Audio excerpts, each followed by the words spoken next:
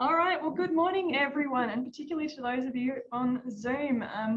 Welcome to Adegboyega's final oral presentation for his PhD. For those of you who don't know me, my name is Professor Catherine Daniel, and I'm in the Fenner School and also a chair of Adegboyega's panel, and it's been a real delight to supervise him over the last number of years. I would also like to acknowledge and celebrate that we are on the traditional lands of the Ngunnawal and Ngambri peoples. Pay my respects to elders past and present. These are lands that have never been ceded and will always remain sacred, and I would like to extend that respect to all other Indigenous peoples who may be with us today. In terms of this presentation, Adegboyega will take about 40 minutes or so to present his work, and then we will have time for Q&A. For those of you who have to leave at 10:30, our apologies for starting a bit late. This session will be recorded, and so you may catch up with it later. Thank you so much, everyone. Thank you, Adegboyega. Thank you. Thank you very much again, Catherine, for that introduction, and thank you to everyone from across the world that is present today. I will, because Catherine had done the acknowledgement of country, I will just skip this page to save us a little bit of time.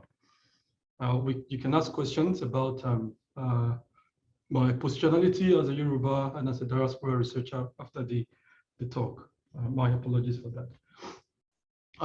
This thesis consists of 9 articles, 2 published manuscripts, and a few under review. Today, my seminar is divided into 5 different parts. In the first part, I go through the rationale, the conceptual framework, discuss some of the methods and the case studies.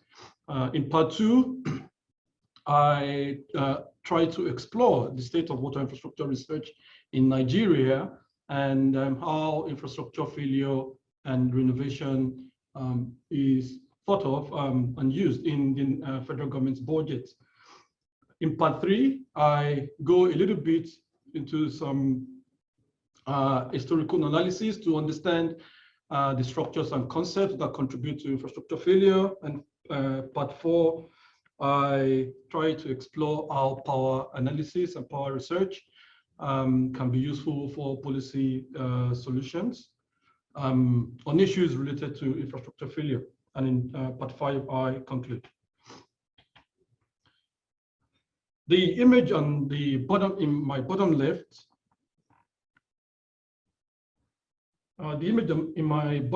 is used to represent a state of lack of access to water.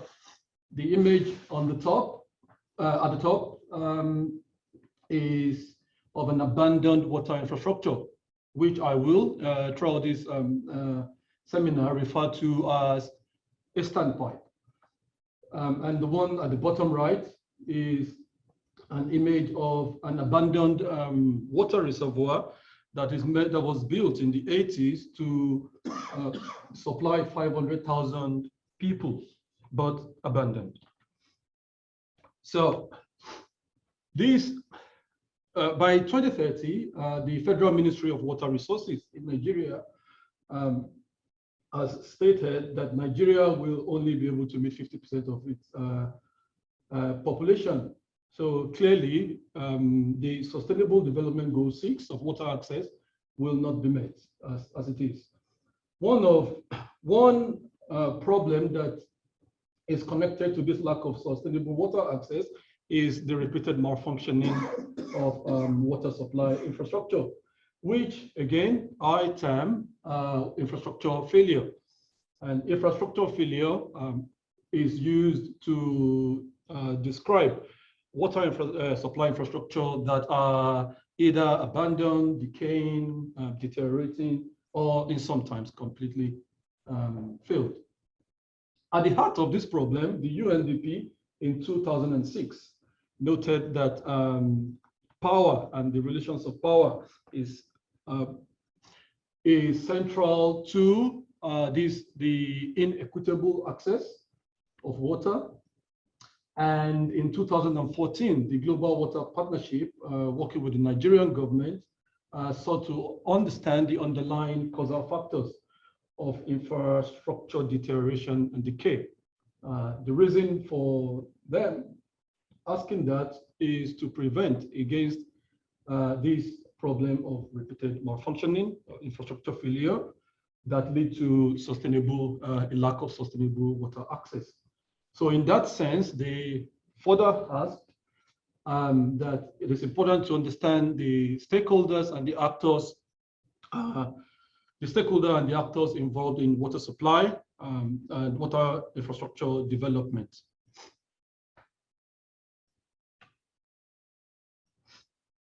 My conceptual framework builds on the work of Michel Foucault and Pierre Bourdieu. Philosophically, they both, one of the connecting parts of both theories is on their philosophy, which draws on the work of Georges Canguilhem. Georges Canguilhem is a philosopher of science, a French philosopher of science, and specifically of epistemology. He also uses historical method as a methodological approach to unpack the social construction of ideas and concepts, which you see that come through the works of both theorists and certainly in my speech today. On the, some of the theories, my understanding of power draws on the work of Michel Foucault as an antagonism of strategies. And by that, it simply means an action upon an action. And Foucault believes that there are two types of relations that, in trying to describe relations of power, there are two important types of relations. First is the relations of forces, and the second is the relations of communications. Pierre Bourdieu takes this a step further to say that what is important is not just those two, but how those two are misrecognized when they are changing. So there he developed the concept of symbolic power. In terms of methodology, sorry, excuse me. In terms of the methodology, I'm able to engage in what Bourdieu calls methodological pluralism. That is the ability to draw on different methodological traditions or methods to address a specific problem. And in this case, in trying to understand water infrastructure failure, I used a genealogical approach in one of at one point, and also it influenced my ethnographic observation. So basically, this enables me to identify, on one hand, describe and explain when I need to, and also to count and aggregate information when necessary. In terms of the applications, I look at three concepts. Hydraulic mission, which in part 3, I looked at hydraulic mission and infrastructural renovation and failure. First of all, trying to think of how resistance to domination can be used against the traditional and conventional way through which through which the literature on hydraulic mission is analyzed.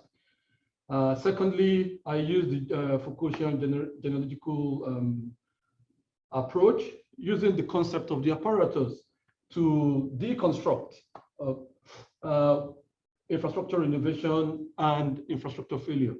And thirdly, I tried to explore what, in part 4, what Ebers called practical authority, using Bourdieu's concept of the appropriated space.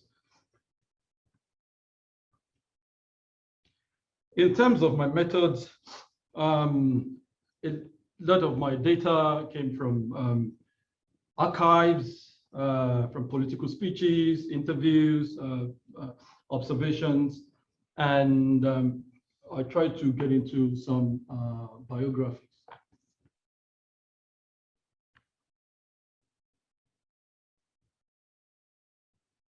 I think I'll need a pointer at some point. The geographical focus is Nigeria. I might have to come here and the geographical focus is Nigeria. Here I present the political administrative regions. This is very important, although it is not constitutionally coded. It is used for political negotiations in Nigeria. So there are 6 of them, but the focus today will be, of my work will be on the Southwest, the 6 Southwest states, or your state in particular. This is so important because when you overlay the geopolitical and the ethno-linguistic composition of the country, then you see that in that same Southwest, it's an nearly homogeneous ethno-linguistic group. And you can also see in the Northwest. In the Southwest, you have the Yorubas, and in the North, you have the Hausa Fulanis. For water resources management, Nigeria is broken down into 8 different hydrological basins. Again, if you look at hydrological basin 6, where you have in the Southwest, it covers the entirety of the Yoruba-speaking region. So, Igano Water Supply Scheme. Igano Water Supply Scheme is one of my case studies. And Igano is a rural area in the northern part of Oyo State. You can see Oyo State in the inset. The dam was constructed in 1985, funded by the World Bank. And it was one of the largest development intervention in the by the World Bank in developing countries. The image here at the top left is the pumps that were installed in 1987 when the reticulation, the piping of the dam was done. And to my top right, you have the new pumps that were installed in 2016, just before I went on my field work. In the bottom left, you can also see a similar thing. You have the tanks. The bigger tank is the newer one. The smaller tank is the older one. And you have the 2 standpipes that were installed in different times. So in part 2, I tried to understand, first of all, the nature of the problem, looking at what studies have been done on water infrastructure governance. So to my left, I looked at the types of infrastructure, water infrastructure that had been studied. This is one of the papers that did a literature review that looked at papers from 1999, publications from 1999 to 2019. So boreholes, wells, and standpipes account for close to 70% of water infrastructure that have been studied. And what that implies is that a lot of the study focus on decentralized water supply systems. On the right, you have infrastructure-related issues at that time. Sustainability of water infrastructure, functionality, and infrastructure failure are the 3 dominant themes.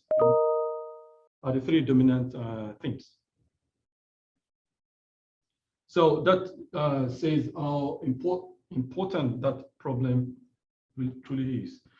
In terms of politics and power, I also looked at how it is construed in this paper, addressed, I would say. The quadrant on the left breaks down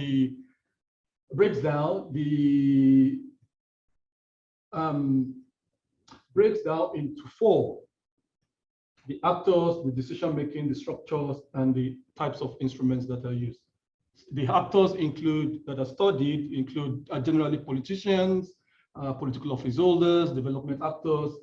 The type of decision-making that are characterized in most of the papers include the ability of those actors to politically maneuver and influence development projects and programs, which are some of the instruments that they use.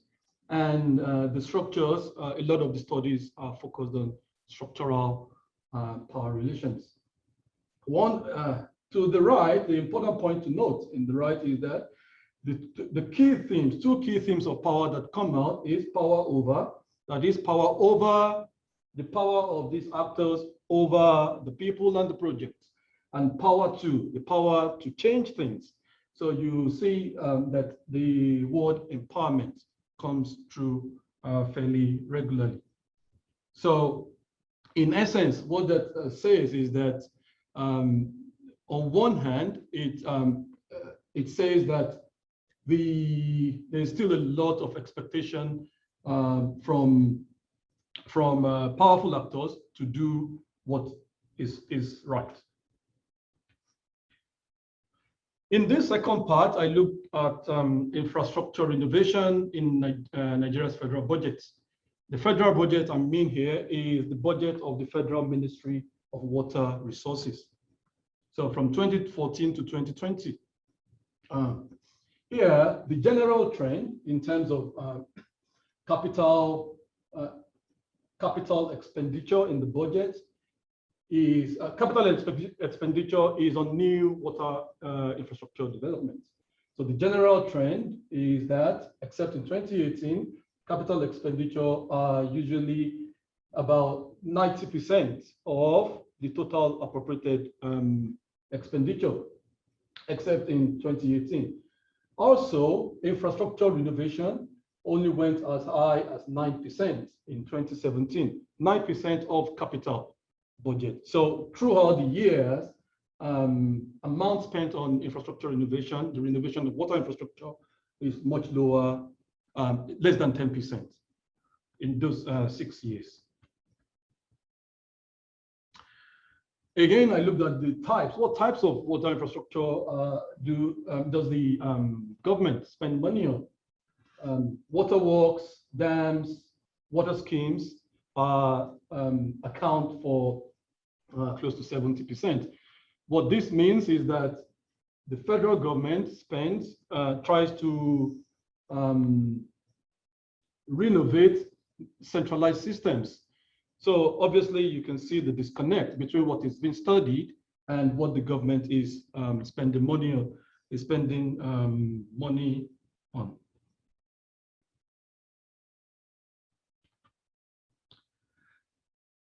So in part 3, I try to explore some structures and concepts in history. Like I said earlier, looking at hydraulic mission and the role of ideological power, and also trying to unpack the concept of infrastructure renovation and failure and its role in standpipe failure. So in this slide, the term "to keep Nigeria one" is a task that must be done was a political ideology that emerged in Nigeria during Nigeria's civil war. So Nigeria gained independence in 1960, and by 1966 there was a military coup, and so in 1967 a civil war ensued. So there were systemic political changes that happened during this period. And during the civil war, like I said, the ideology came. So there was a transformation from regional governments, 4 regional governments before the coup, all the way to 12 different states during by the start of the civil war. So from regional governments to federal systems. The interesting thing is when this started,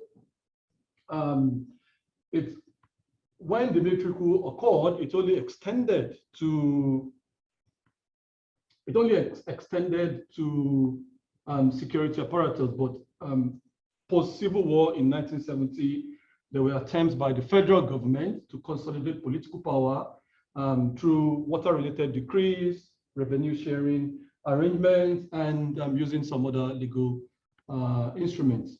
But this federal consolidation was consistently resisted by the states, especially the southwestern states. So here, just a very quick example. To my left, I have the federal water expenditure as a percentage of total federally collected revenue between 1970, military period, to 1979. And to the right, federal water expenditure between as a percentage of TFCR between 2003 and 2019. Two key points are important here. The first is that federal involvement in capital water development did not begin until 1975. And that also coincided with the period of Nigeria's oil boom. The second point is that because, in my opinion, because of the resistance of the states, the federal water expenditure never went above 5%. You could see that between 1970 and 1979, and also here from 2003 to 2017, never got up above that, regardless of the oil rent, regardless of the oil rent that's accruing to the country.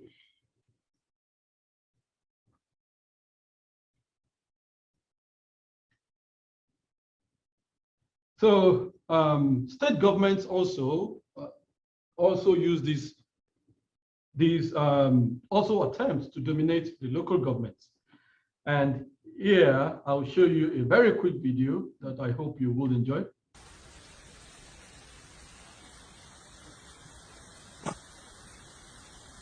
So the federal government hands over revenues to the state and local government.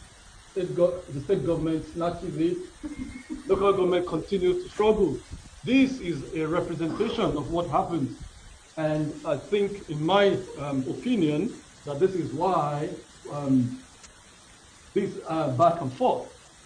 This is why there are so many uncompleted, broken down, or completely abandoned projects. And even functioning facilities are incapable of financing basic maintenance. So I thought that would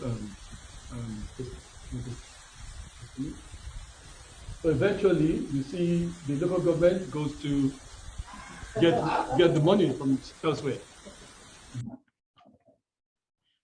So on this second note, I try to look a little bit, I go to understand the history of infrastructure renovation as a natural and direct response to infrastructure failure. The normal logic will be once a standpipe breaks down, you are just meant to repair it. So two important points. The first is that, sorry, excuse me. The first is that the first time that infrastructure renovation was institutionalized, used, was in the first development plan for Nigeria, which was the 10-year development plan between 1946 and 1956. And so the difference between all this, amongst all this, is that you can see that from the first plan to the fifth plan in 1962, post-independence, to 1992, renovation was not a specific policy objective in those plans, although there were other ways that it occurred. In 1946, it was a specific, they were going to repair, the plan to repair about 12,000 and reconditioned about 12,000 boreholes and standpipes, and there was money dedicated to it.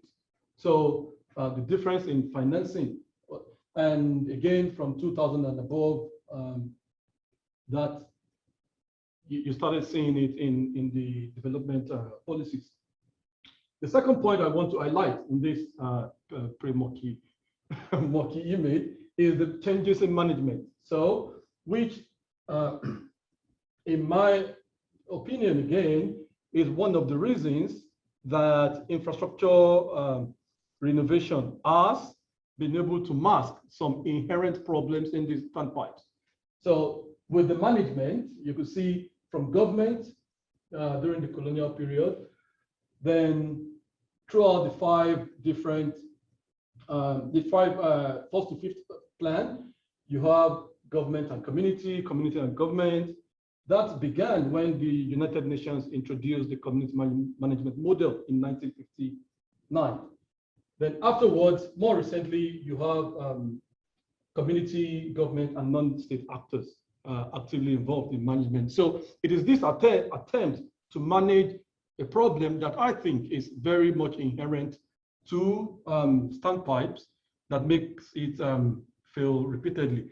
And that links to also, to buttress that argument, I also look at the divisions of species and populations over time. So between 1900 and 1930s, there was no machine drilled borehole in Nigeria. The first was drilled in 1933. And if you look at the drop, the distance per standpipe from 2.5 miles between each standpipe has dropped by now to 70 to 100 meters.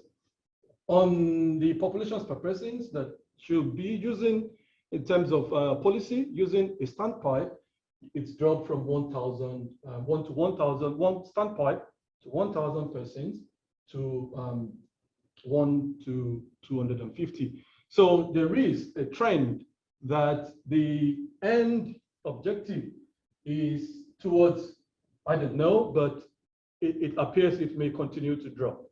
And that, for me, is one way that we are traveling towards sustainable water access, which I think the standpipe as it is currently constituted and as a policy strategy is unable to provide.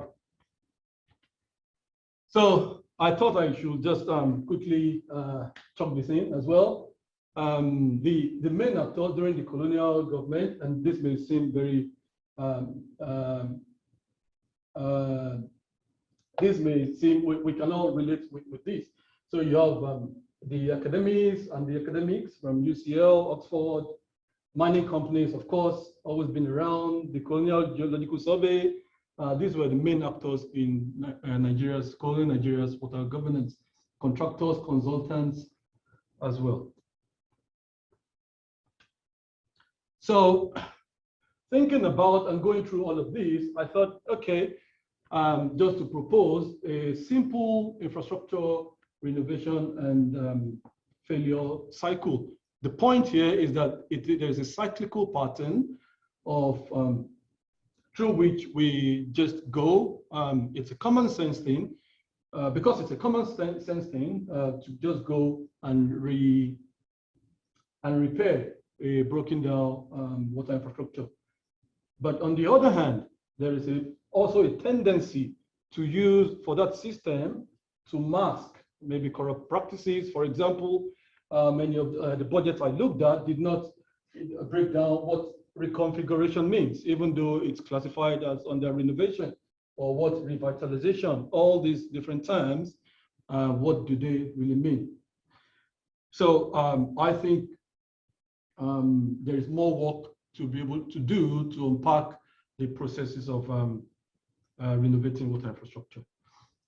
In this final part, I try to address one of I try to link theory to policy by looking at how we can use power analysis to provide policy solutions. Again, I look very quickly at water access and the practical authority around the standpipe. So here, I would just say, no need to focus on the dam. The focus here is on the standpipe and the relations around the standpipe. So this image basically shows the relations of authority in black and the societal relations in general with the thin arrows. So you have the commercial actors, community actors, and institutional actors that their relationship around the standpipe impact the Oyo State government policy of 45 liters of water per day per person. Because when these standpipes are constructed, that is usually the policy that it's meant to guarantee 250 persons 45 liters of water per day. So what I found is that that is heavily compromised, depending, of course, on gender, depending on where you fall into as an individual.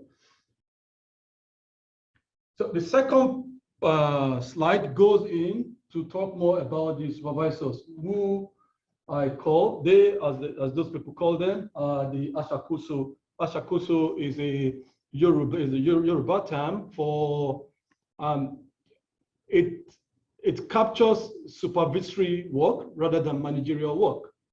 So the way they operate.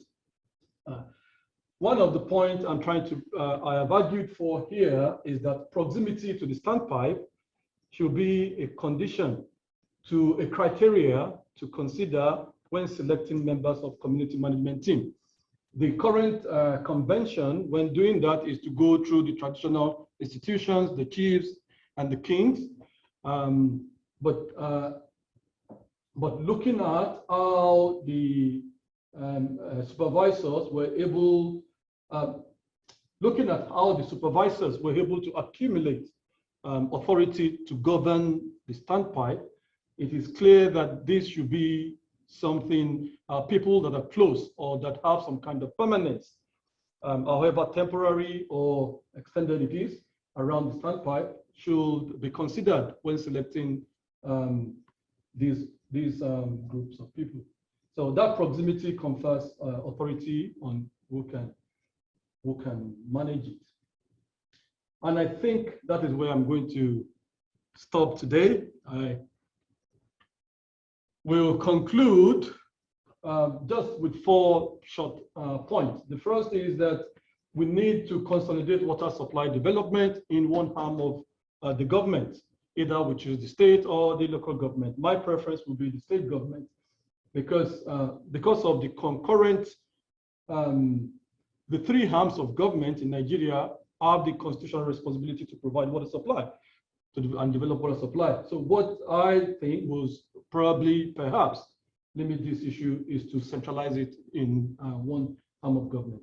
Then secondly, we need to reconsider how we use the public standpipe as a policy strategy. And thirdly, we need to expand the study of infrastructure failure to include infrastructure financing, which is a very essential part, because that is the conduit where monies can be mismanaged.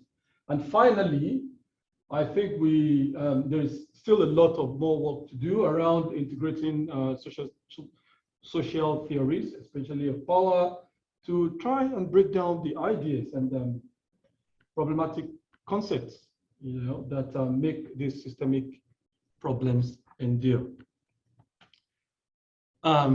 Thank you very much. I would like to, first of all, say a very big thank you to my panel members, Jamie, Sarah, Daniel, and ultimately, Catherine. Thank you so much for your patience, your generosity of time. I really do appreciate that. I'd also like to thank the Nigerian Institute of Social and Economic Research, Dr. Felix Olorunfemi specifically, for hosting me on a 2-month fellowship in Nigeria during my field work, the Institute of Development Studies, for the partial scholarship to attend the methodology course. And my friends and colleagues, the ANU African Reading Group, David, Margaret, Kirsty, thank you so much for all these really fascinating conversations. My fellow colleagues, Melanie, thank you very much. Rachel, Ruth, I really appreciate your support, and the members of the African Student Association. Finally, I would like to, before I go, I would also like to quickly thank my all the participants. I'm really grateful for opening up to me the way they have and giving me that space to engage with them. The FENA administrative staff, I have to say thank you so much. You have been amazing on so many fronts. So I really appreciate. And also, I forgot to add, when I first started my PhD, I had a very wonderful reception, and then at the ANU Center for European Studies. So I certainly thank Professor Jacqueline Lowe and Dr. Anne-Marie Elijah for hosting me, because that first year was very instrumental to my long-term stability. And finally, I want to thank my family. Bruce and Pat, you have family. I really appreciate your generosity. My siblings, my 5 beautiful sisters, my brother, thank you very much for all your support and your patience. And my children, Adegboyega and Adenike, I thank you for your patience. That is all I can ask. And also, I thank their mom for being their father whenever I'm not around, globetrotting. And finally, my parents, my mom and my dad. I am very grateful, and particularly my mom. You know, this is one of the culmination of those very quiet moments 30 years ago. So I thank you so much. And my maternal grandmother, whose late maternal grandmother, whose wise words I later found to be true as a grown man. Thank you very much, everyone.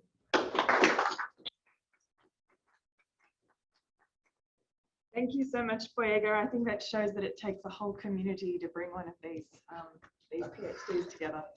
I think we do have some time for questions. It's an extraordinarily rich study, and I know you didn't have very much time to present all of the detail. So I would like to open up to questions and comments from the floor and online and Zoom. And I assume we can see when people are. Yeah, I'll be able to see them from the computer here. So Wonderful. If you have a question, type it in the chat box, and we'll go to those. But are there any from the floor to start with?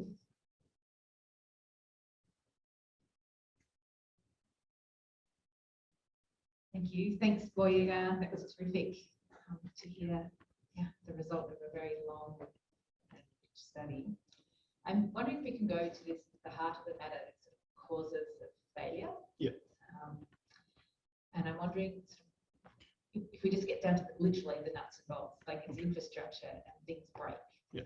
So is it a question of engineering design, or is it a question of poor maintenance or misuse, or what are the other causes of failure there? So just thinking about the interplay between the technology and the other institutional factors. Thank you very much. I think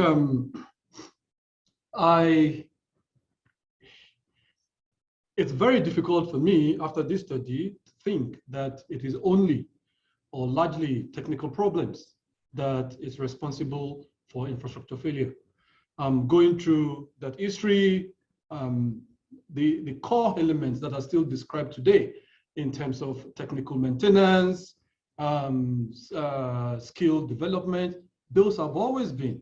There were reports in 1937 of consultants and contractors, engineers doing the same thing that are happening today, putting fake rings. So I think it's more with the standpipe, I can't speak for the dams, but with standpipe, there is an inherent in its design, there's an inherent inability to provide sustainable water. So, and this may sound controversial. At the end of the day, water needs to, if you're going to build standpipes, it has to be on a house by house basis. That is what I think. Boyega, Jamie, Peter, Zoom audience.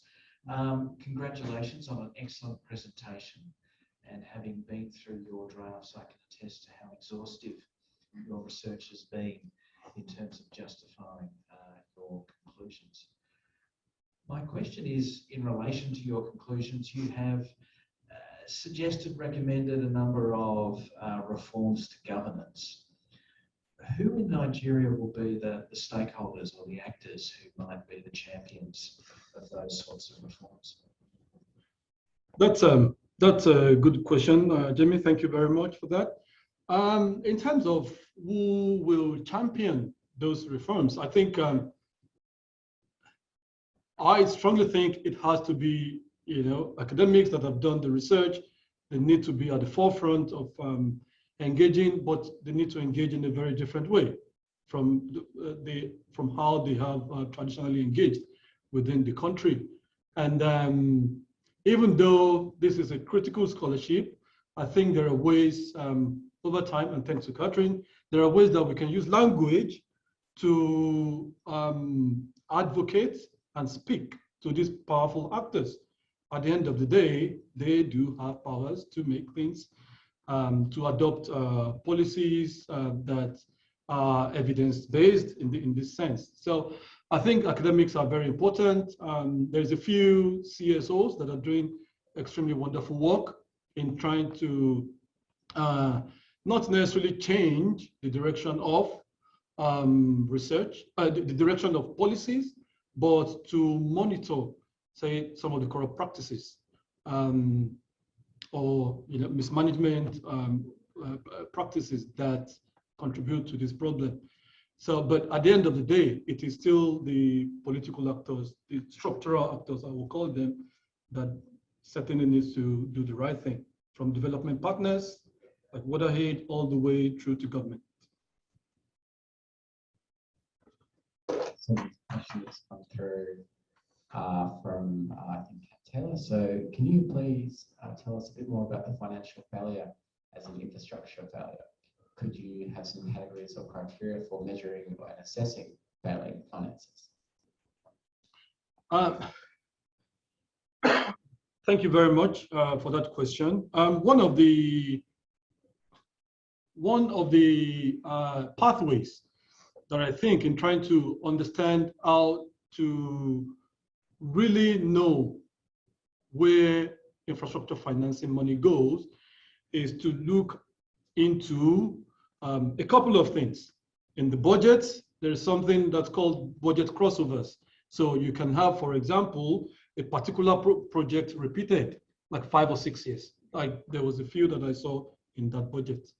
And secondly, there has to be some more accountability around some of the language that is being used. If you're going to recondition a water infrastructure, what does that mean? If you are going to revitalize, what does that mean?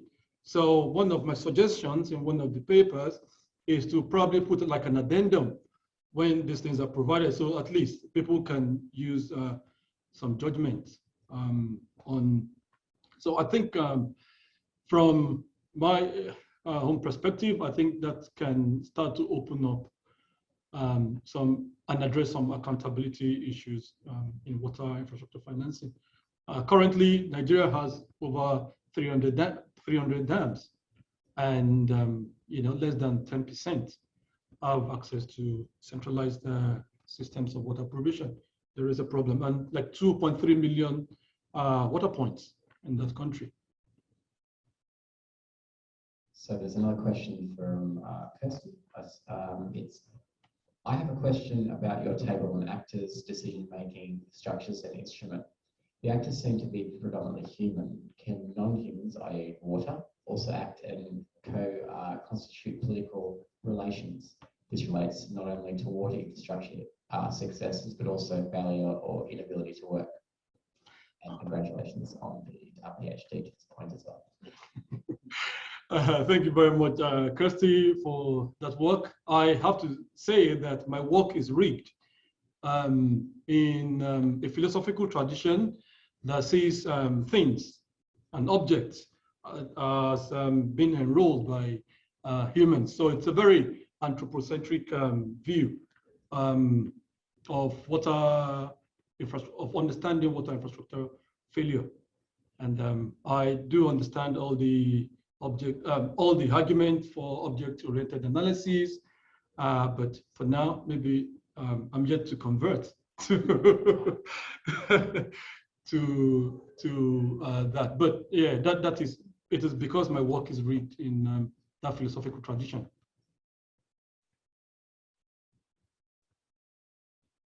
Great. I don't think there's any other questions online at the moment. Any in the audience? Yes. Oh, sorry. Thank you. Thank you very much. David Lucas. I'm a demographer, and 50 years ago I was on the technical committee for the Nigerian census. So I'd like to ask you, you're using various population figures. I think you have got one from the Federal Ministry of Water, and you're using per capita figures for standpipes. How reliable do you think these figures are? Thank you very much. That's a very, very important part of my argument. In the paper, in the article I wrote, I argued, given four points, that the fundamental problem is the use of that population size threshold, because it was, of course, we know the history of population and demographic statistical analysis in Nigeria. At the time that it was introduced in the early 20th century, it was random. So one of the things they did was to extrapolate Lagos figures over a country of close to 1 million miles, so 1 million square kilometers.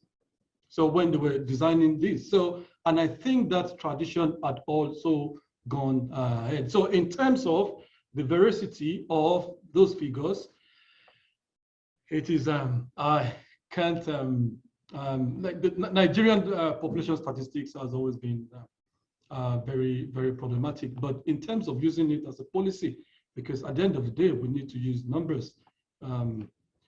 Fortunately or unfortunately, we need to use these numbers for designing water access policies. I have big problems with the emergence and the use of population size aggregates in dividing spaces and peoples. And that is what I think is at the heart of the failure of standpipes.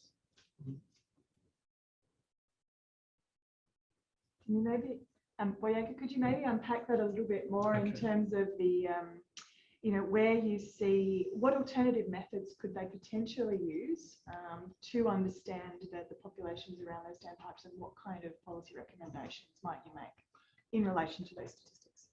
Okay, I think it's a very difficult one. I have to say it. Thank you.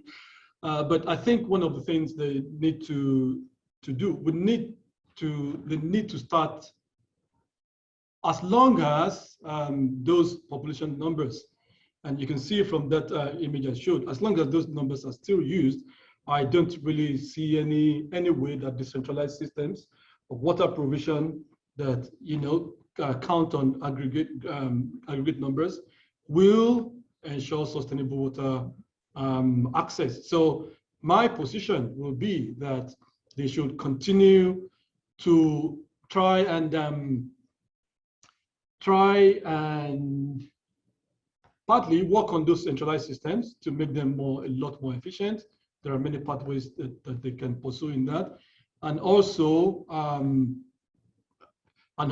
try to reduce the distance per pipeline, because now it's at 70 to 100 meters. Maybe if they get it down to like 50 meters, then we can start. But in terms of the numbers, I don't think that, yeah, we still have to use it, but the problem will still continue, unfortunately. We've had another question that's come through on chat, just from Phil. Congratulations. As a convener of higher degree research centre, I'm interested to hear how COVID affected your PhD and how you overcame any challenges which the pandemic presented. Thank you very much, Phil. You got me on that. I think with COVID, yes, it certainly did, because I think I probably would have done this, especially the last few months. I probably would have done this, a little bit earlier. One of the ways, because when we're working from home, my productivity just nosedived. I think, like most people, whereas I could be able to do fairly long hours in the office, all the temptations of being at home and sometimes having to look after children and all those things at home were quite enormous. But yeah, so those are the ways. I prefer to work in the office. I work much better in the office. So that is one way I think that COVID had impacted me.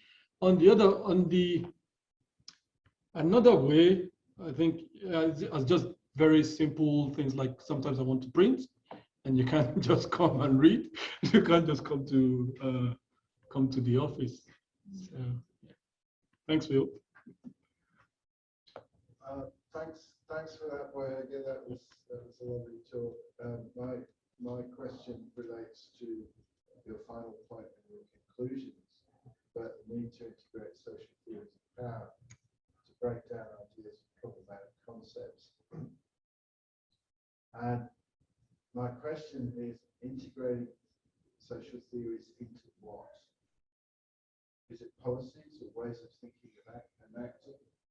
How do you start to address those power imbalances in practical terms between the decision makers and stakeholders? It's a tough one, but I will attempt. Did you expect anything less? No, so I will just make a couple of points. The first is that I do understand that the problem of translating research like this into policy is huge, because of course there's a lot of recalcitrance from sometimes from policymakers, and some of your work on values, rules, and knowledge, and we know that some of the values that these people hold can be in variance with hard evidence. So one of the ways, again, it goes back to Jamie's question about how do knowledge producers, in this case, academics oftentimes, and policy practitioners, how do they work together to communicate? And which I know that one of the ways that people do now is through scholar activism.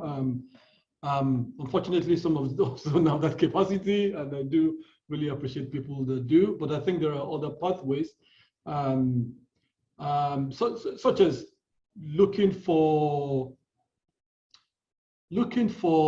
subtler ways and particular spaces where one can engage and have practical conversations with these policy actors. Because I think at the end of the day, it's their reluctance is just not because they believe otherwise. It's because they use those beliefs as a strategy of power to either maintain their position or with political appointees to play to the gallery, for electoral possibilities. Do you know if those conversations are starting to happen in Nigeria? In Nigeria, the traditional model, well, I will use that word traditional model very loosely, but the way that the society and academia respond or try to engage is, quite adversarial.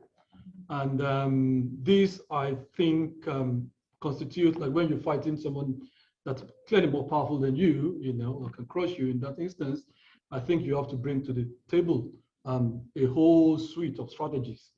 And I think, adversarial is one of them. I've got one of my friends in Nigeria who runs the CSO in the power sector.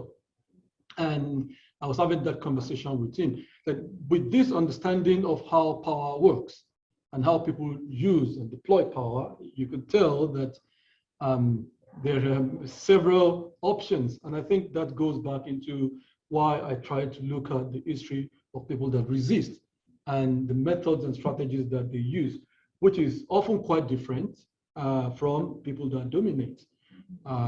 Because, people that resist only have that little space or the little mistakes or little tiny spaces left behind by the people that dominate. So it's just trying to think more and probably put out more ideas around that.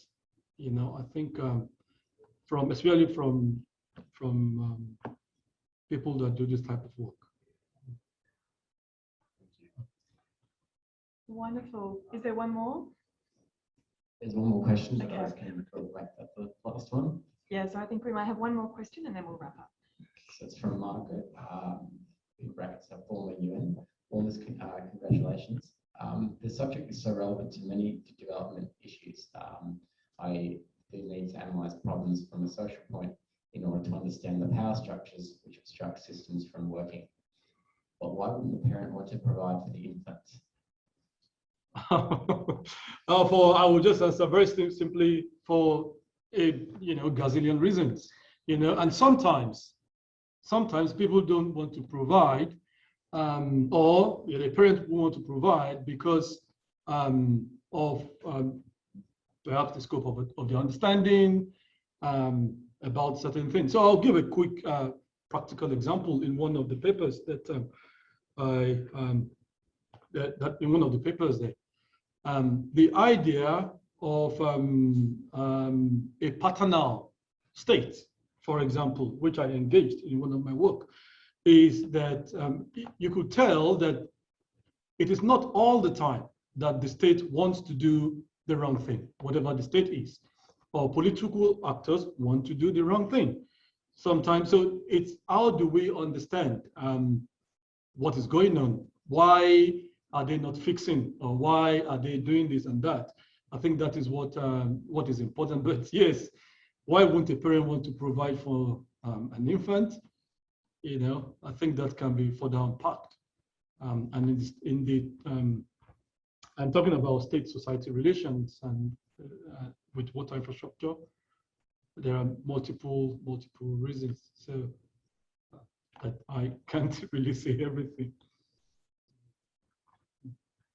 Perfect. Well, thank you so much, Boyega, for that rich discussion and the presentation. And I'm sure if you have further questions or comments, Boyega would be very happy to receive them in the next month or so. He will be submitting, so please do get those comments to him very soon. And we wish him all the best for the rest. Thank you again so much, Boyega. Thank you very much, Kathy.